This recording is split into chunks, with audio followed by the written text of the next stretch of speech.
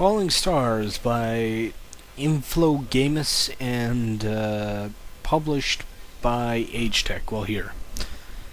Uh, this is an RPG that is geared toward younger gamers. Somebody you probably give to and say, hey, you enjoy Barbie and the 12 Dancing Princesses, or Explorer Barbie, or Elmo's Alphabet and Number Adventures, or Barney's Hide and Seek and stuff like that. Those type of games you think for, the younger kids, Uh, Barbie, was it Supermodel?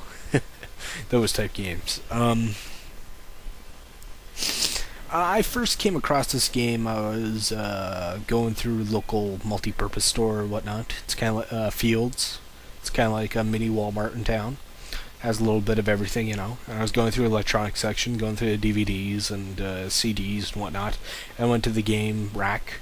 And I saw this here. The cover struck me because it looked fantasy and said Falling Stars, and it had decent art. And I looked on the back of it, and I was like, right away I could tell it was a budget title. You get what you pay for, and I still think I overspent. It's, as I said before, it's a game geared toward younger gamers, or to get them into RPGs. I still suggest the best way to get into it is hand them a Pokemon game, or Final Fantasy Mystic Quest on the SNES. You can probably get that on the. You can get that on the Wii shop now. On the whatever, on the Wii. Yeah, and that eases you into it. For Western RPGs, I don't know what you could say. All of them are quite fuck you hard, or very fickle at best. I find they're very tantamount to. You gotta know what you're doing. There's no real room to stretch in to explore, I find, in those games, because though they are getting easier, I find now. When I think of Western RPGs, I think the older ones like Fallout and Baldur's Gate and stuff like that. I still gotta beat Fallout 2. But back to the topic at hand. Falling Stars. Graphically, it's pretty for a PS1 game. It's stunning for a PlayStation 1 game. I'm not a graphics whore at all, but I gotta say, yikes. This game was made in 2007 for the PC, ported to the PlayStation 2 in 2007, 2008.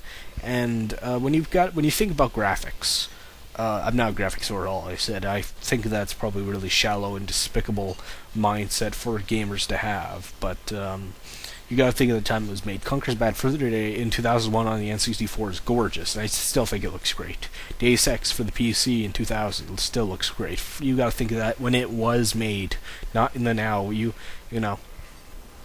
But for the now when it was made, it's quite horrible. But sounds are quite stock. There's no real soundtrack to be had. It's really quite horrible elevator music.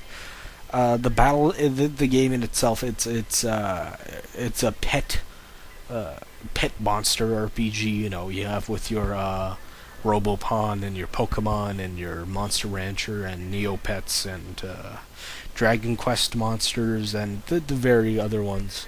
I talked about this topic before. I like those, and here it's not as refined or polished as any of those. It plays on the system of an RPG, like rock paper, or not RPG, but it is an RPG. But the system is, there's no real role playing to be had, no choices. You don't feel invested in the characters because they're quite very paper thin, and it's very rock paper scissors, yellow, red, and white, and the energies cancel each other out. If you have two of the same, they cancel. If a person attacks with yellow and you pick yellow, that cancels out or minimizes the damage at best. And there's mini games to earn money, moons that is.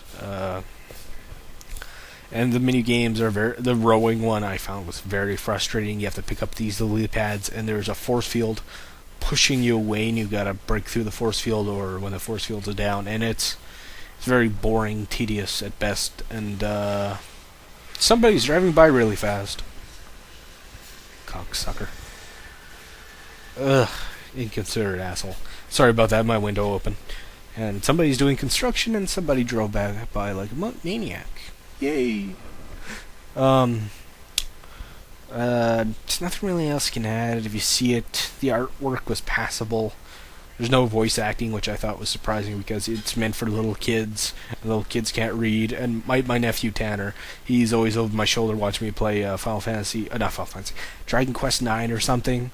And he wanted to play it on his 3DS, and I said no, because you have to be older and you have to have basic reading ability to enjoy the game, because RPGs are text heavy, unless you're lucky and you have the, voice acting.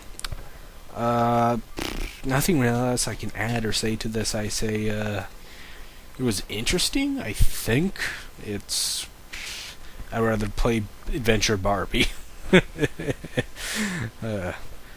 Yeah.